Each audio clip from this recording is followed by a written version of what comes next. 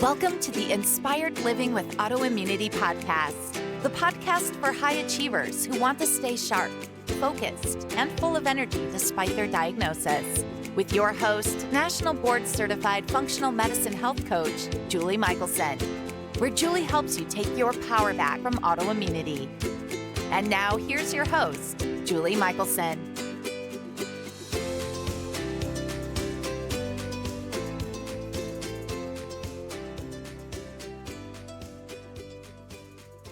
Welcome back to the Inspired Living with Autoimmunity podcast. I'm your host, Julie Michelson.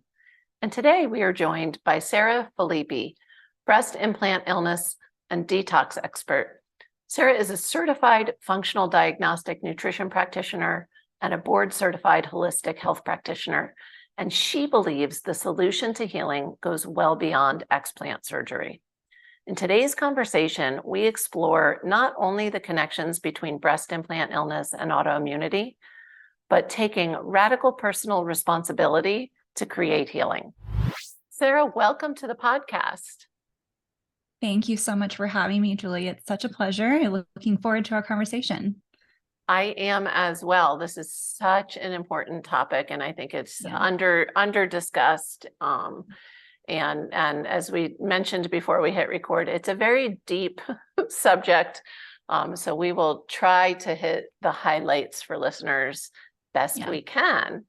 I love to start with your journey because I guarantee this is not what you thought you would be doing when you were a little girl. So how did you get into this world? So that's, yes, very true. So I would say, my desire for, a certain aesthetic, large breasts really started in childhood, just a lot of different messaging around what makes a woman a woman. And, it ended up creating a lot of insecurity, body image issues in my teenage years and even young adulthood. And, I ended up becoming a nurse. So I worked in conventional, medicine in the field of nursing for many, many years, probably 13 years.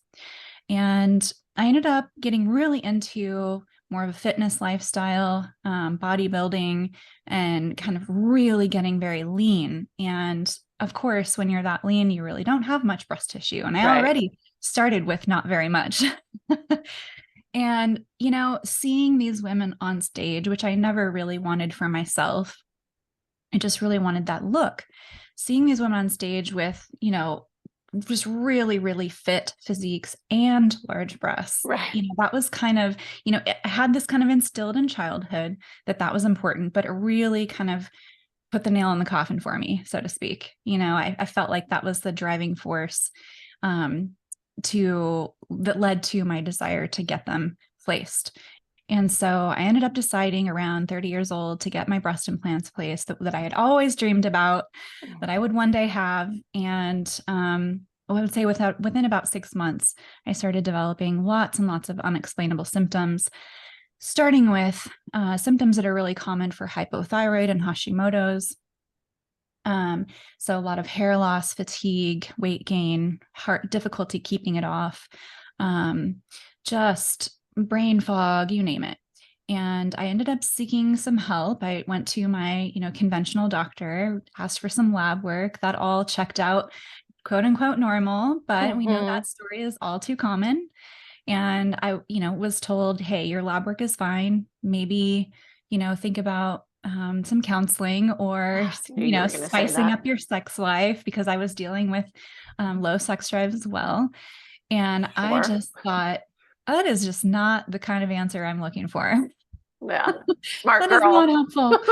So I continued my search, and, all the while I continued developing lots of new symptoms, lots of gas and bloating and food intolerances, anxiety, heart palpitations, insomnia, feeling really cold. I had to sleep with a hot pack at night because I could not keep my body temperature up.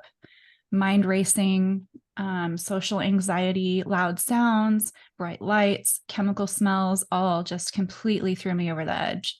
It just irritated my nervous system so much. I started to not be able to tolerate physical workouts anymore because pushing my body the way I had always been pushing it was just too much stress now. I couldn't tolerate any kind of difficult conversation with another person because that also was too much stress on my body.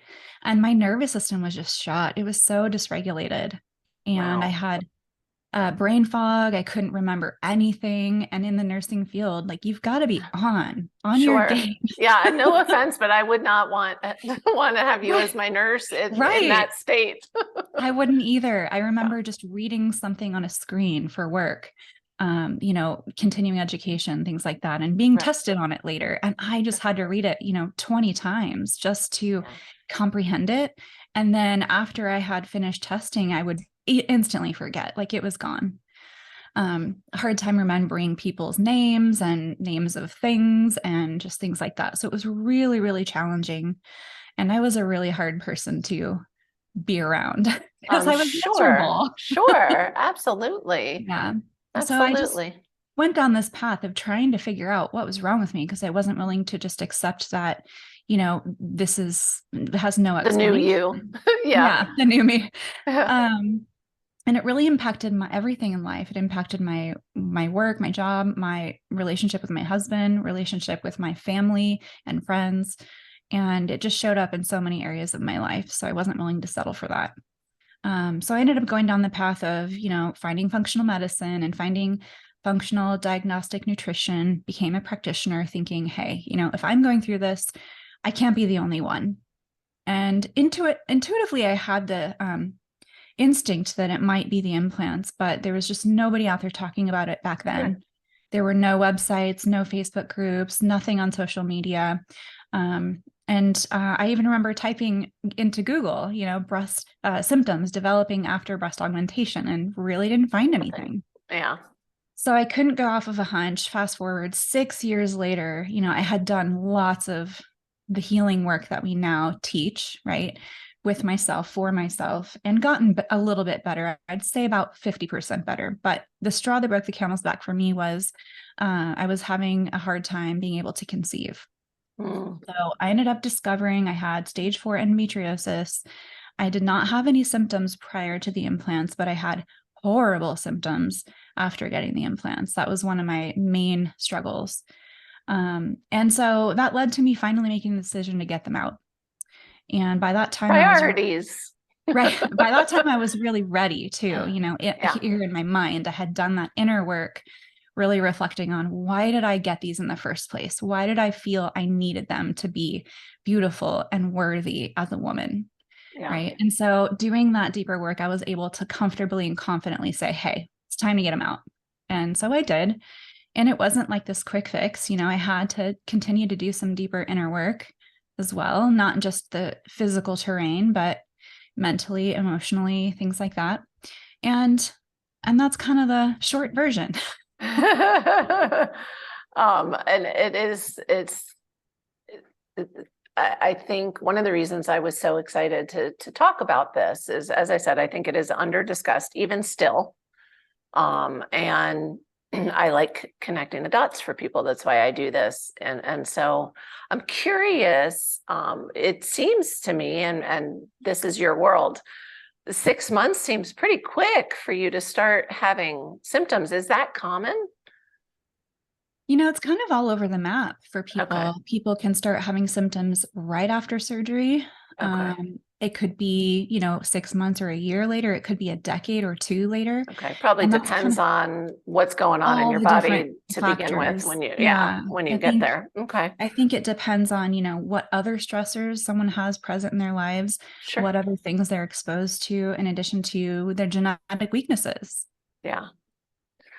So let's talk. You gave us a long list of your own personal symptoms. And I love that you prefaced it in the beginning. Your initial symptoms really are mimic or overlap or almost the same as hypothyroid, Hashimoto's. And so, for listeners, it's sometimes really hard to pull those threads of like, this is this and that is that. But we're having this conversation, at least in my mind, as a potential driver for autoimmunity breast implants and breast implant illness. Yeah, absolutely. And so is it one of those things that's kind of like any of your symptoms? It sounds like another kind of like mold toxicity. Any of your symptoms could be from breast implant illness. Yeah, and it's such a wide range of symptoms that people can experience.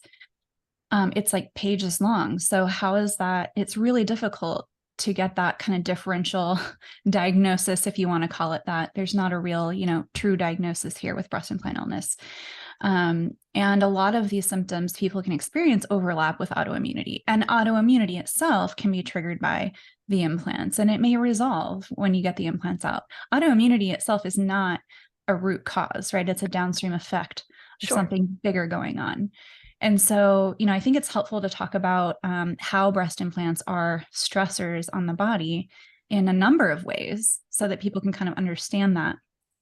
And so I usually share 3 different things. So first of all, they're a physical stressor, right? As a foreign object, it's not your own body, it doesn't belong to you. The body sees that it's not self.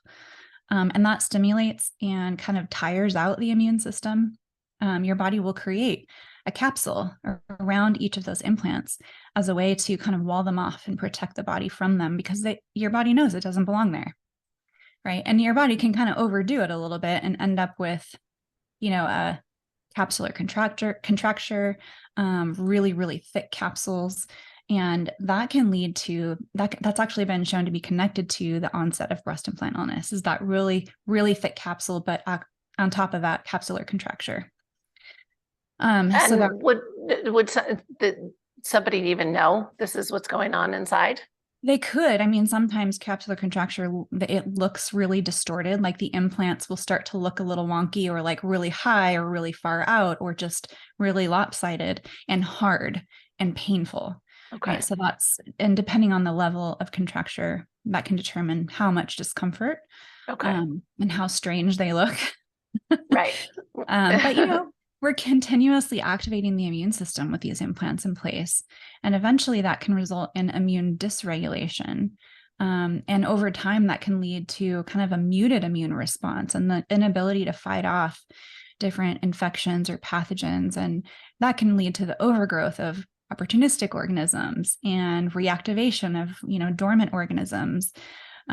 So we tend to see a lot of foreign, not foreign, just different pathogens that are present, or infections that are present with people who are dealing with breast implant illness. And so you might see things like Epstein-Barr be reactivated and start replicating out of control. Lyme disease is another one, because a lot of us have already been exposed to these things, but our immune system has been able to keep them in check. Which it should. Yeah. And then you throw something like implants in the picture, and it might not be able to do that very well, right? So we can definitely see lots of different autoimmune triggering organisms present in the gut when we, do a stool analysis as well. So, certain bugs are connected to certain autoimmune conditions. And if you've got overgrowth of those, that can put you at risk, of course. Sure. And then we often see low secretory IgA on stool analysis, which is, that main immunoglobulin responsible for, keeping pathogens in check in the gut specifically. And, they produce their own biotoxins when they overgrow, and that overloads the system. And when we look under the hood, we see the damage, right? We don't always have the evidence in the form of studies to support it, but we see what's going on, right? When we look at the lab work. So there's that. And then they're a chemical stressor as well, right? So there's so many, it's not just silicone or saline. There's so many different cytotoxic, neurotoxic, and carcinogenic chemicals and heavy metals that are really highly inflammatory to the tissues and the cells and the organs. And, just to name a few, there's things like methyl ethyl ketone, cyclohexone, hexanone, acetone, xylene, phenol, those are all neurotoxins. And then we have things like toluene, benzene, dichloromethane, those are all carcinogens. You have things like talcum powder, formaldehyde, lacquer thinner, printing ink, metal cleaning acid, and then heavy metals, things like tin, aluminum, lead, platinum, in addition to the silicone. I'm shaking my head because I'm like, why? And it's the same thing though when we talk about food or beauty products or, Yeah. Yeah. And I love that you said this is beyond saline or silicone, right? This Yeah. isn't saline implants are safe and Yeah. silicone or not. That's not even, there's so much more going on here. Yes. Yeah. Yeah. And they both have silicone, even though one is called a saline implant. The saline implants also have a silicone shell. Right. Right. And silicone is actually considered to be an adjuvant connected to autoimmunity turning on, basically.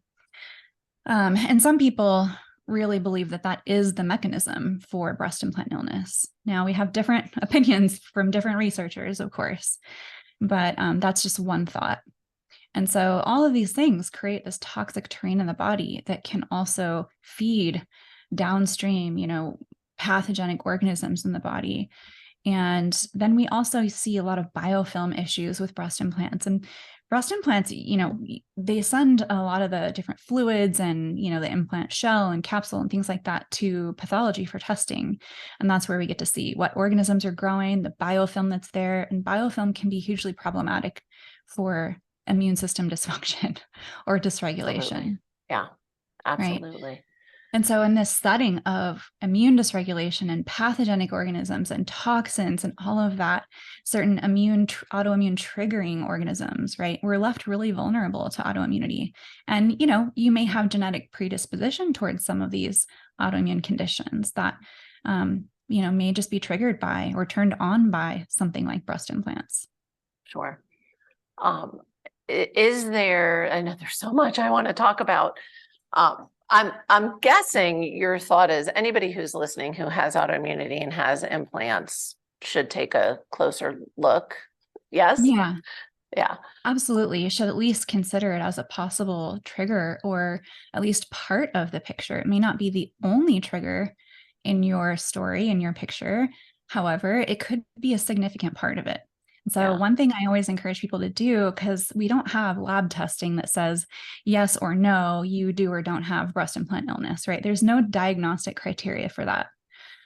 However, we got to look at the timeline, right? So what was going on around the time of onset of any symptoms? Did you have breast implants then? Did you get them, shortly before that? Or did you get implants after that? And did things get worse after your implants? Right. So we kind of look at the timeline and connect the dots between when certain symptoms developed and when you had the implants. Okay. And so when somebody's at that point, and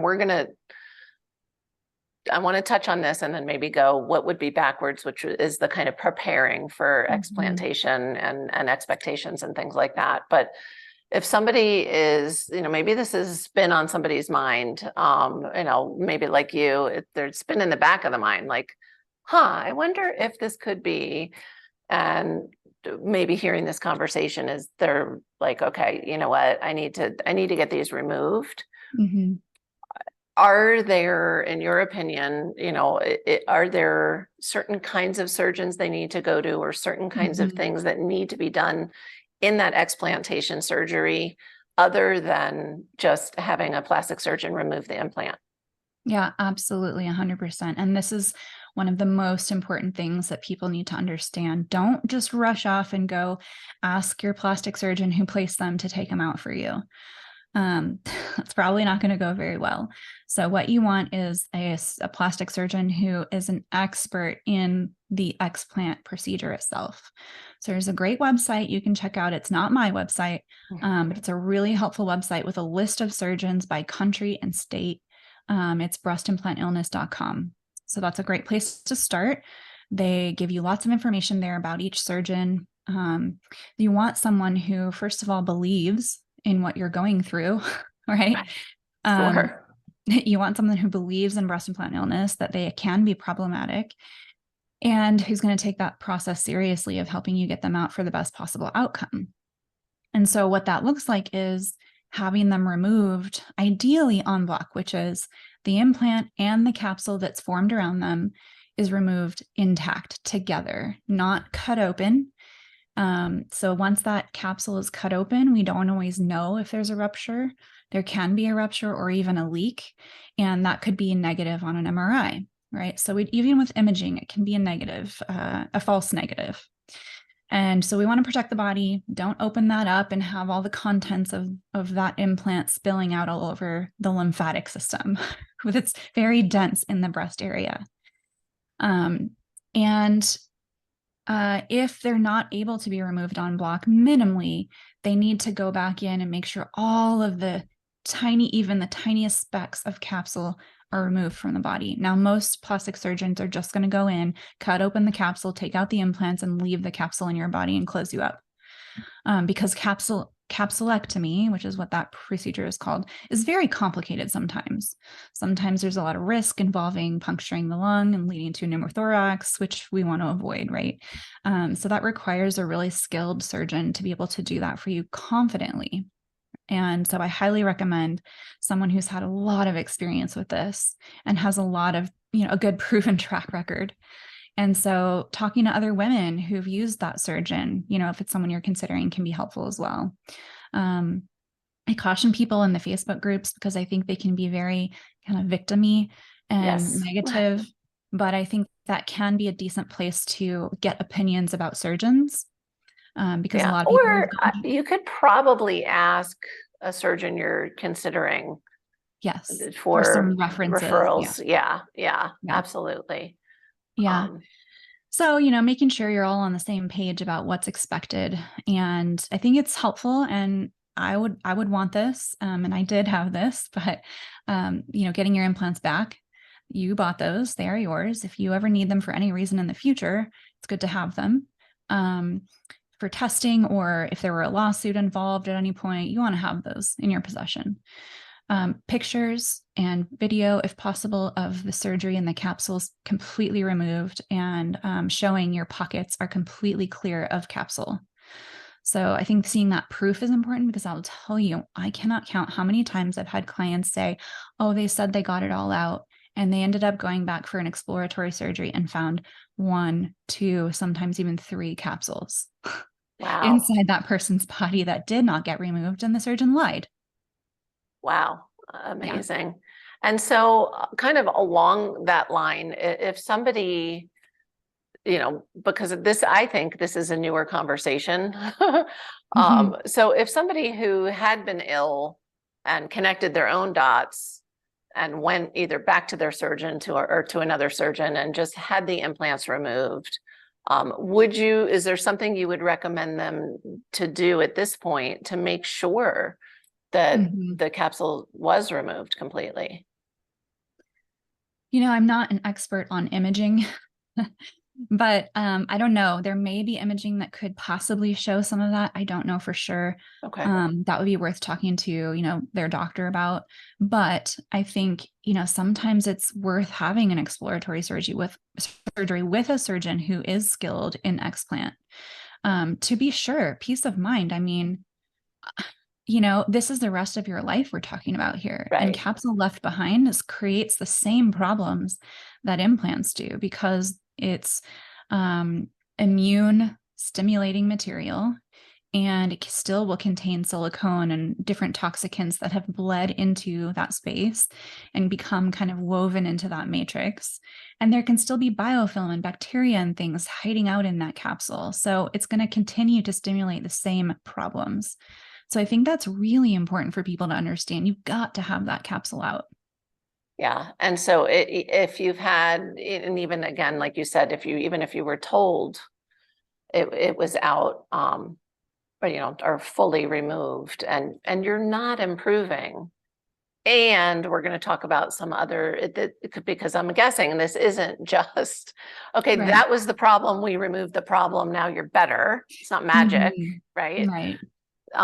So I just wanted to kind of circle back and highlight that for listeners, that, maybe a deeper exploration of some sort. I'm not telling people to run out and get surgery. It just, right, to keep that on your list of considerations, and don't think there's a check mark next to it just because you had explantation. Yes.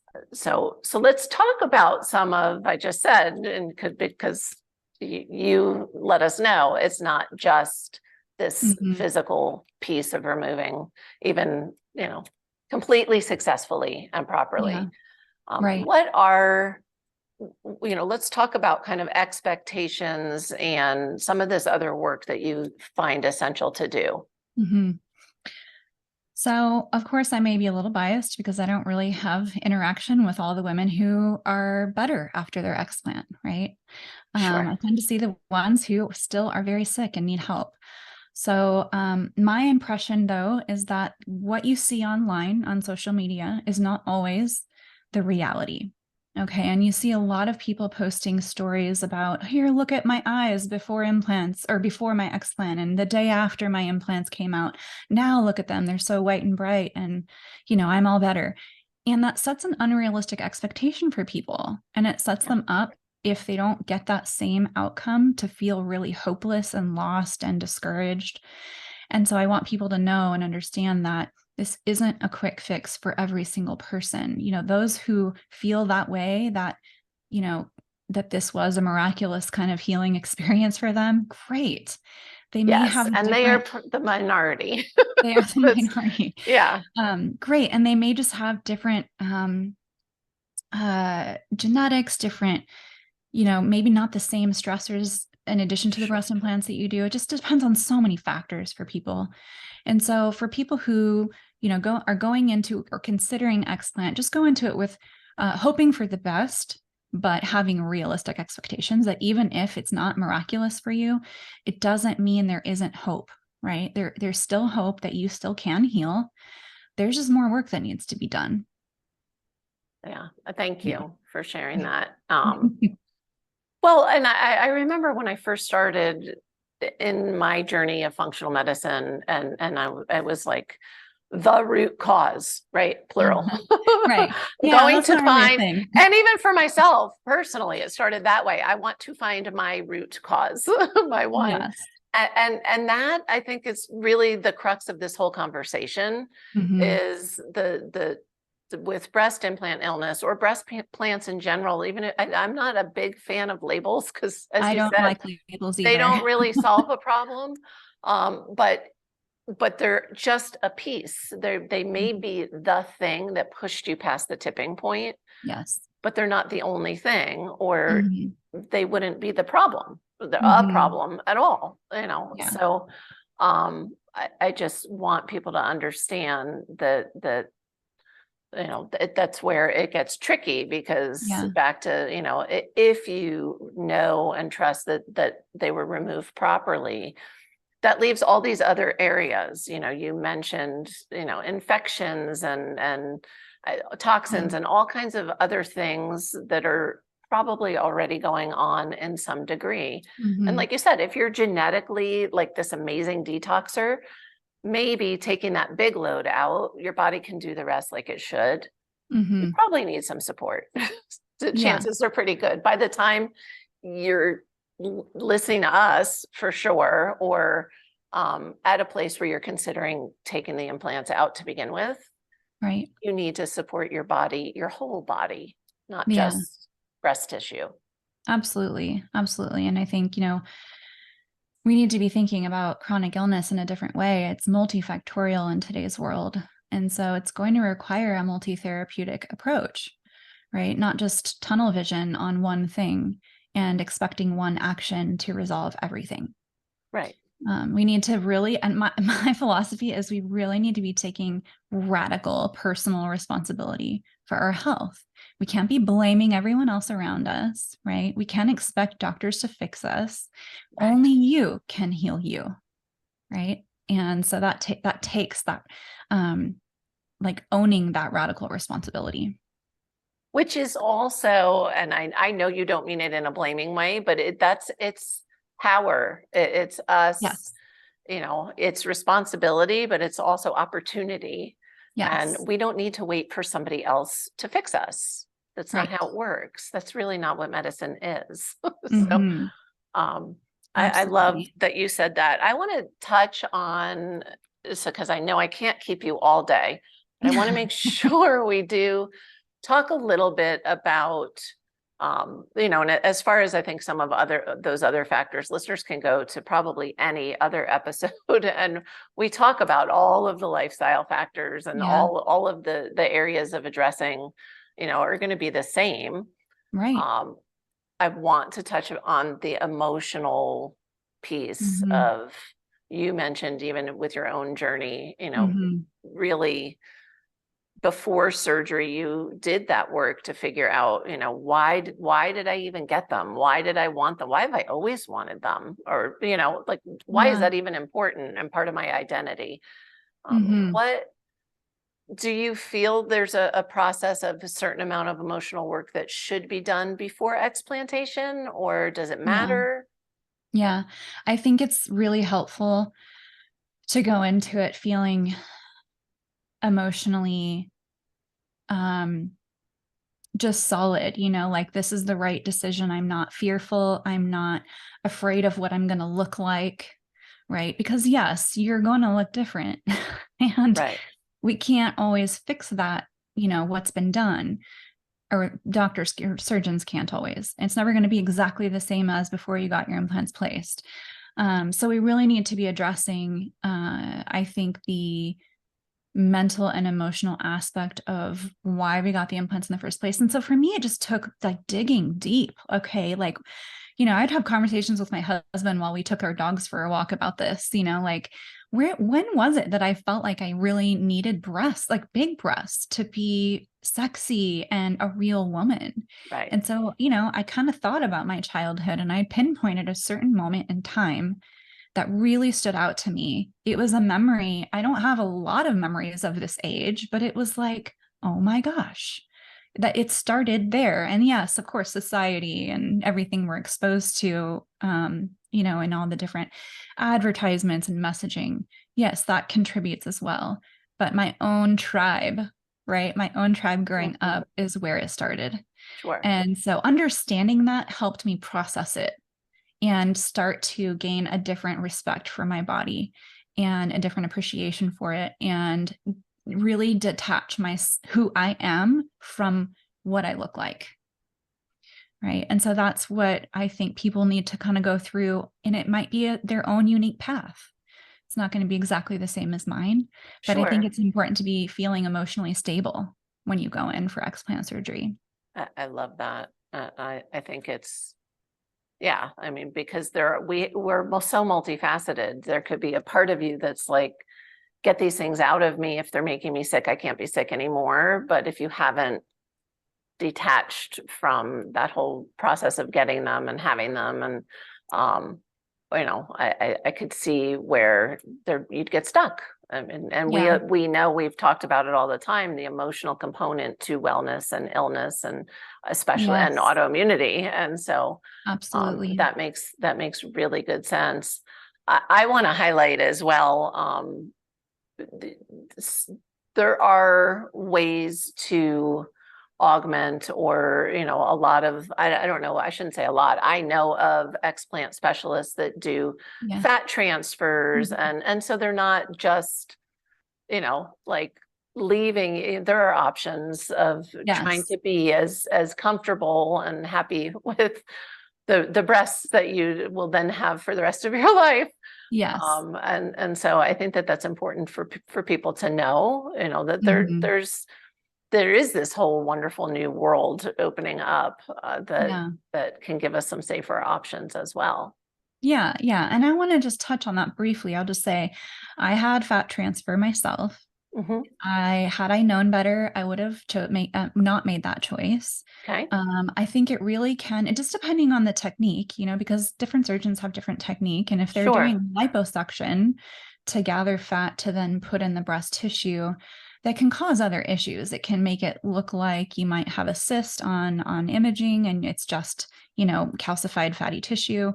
The liposuction itself can really, really disrupt lymphatic flow and the fascia, and that can cause a whole slew of additional problems with being able to detox properly and so many other things. But lots of chronic pain issues can come out of that as well, because with the fascia, it connects everything to everything in the body. Right.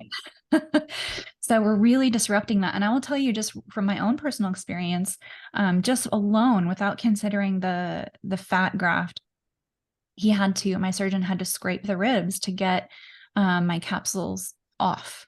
And just totally scraping up the fascia as well. And I have a lot of really tight tissue in there that's painful. And I have had to do a lot of body work to loosen that up and get that to become freed up again so that I have all the mobility that I should have.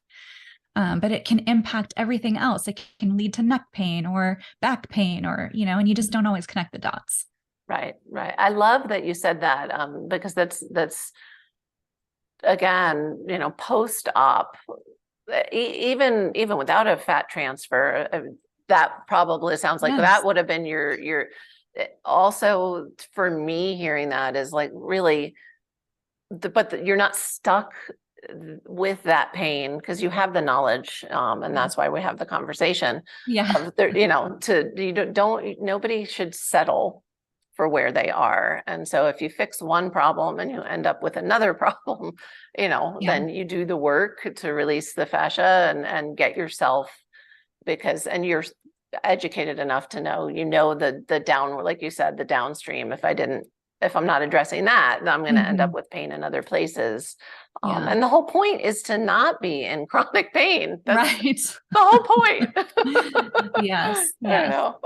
So I'm so glad that you shared that. And I just so appreciate you showing up so fully and sharing, the what I would imagine were vulnerable parts of your story, and details, because I know it's just so valuable for listeners.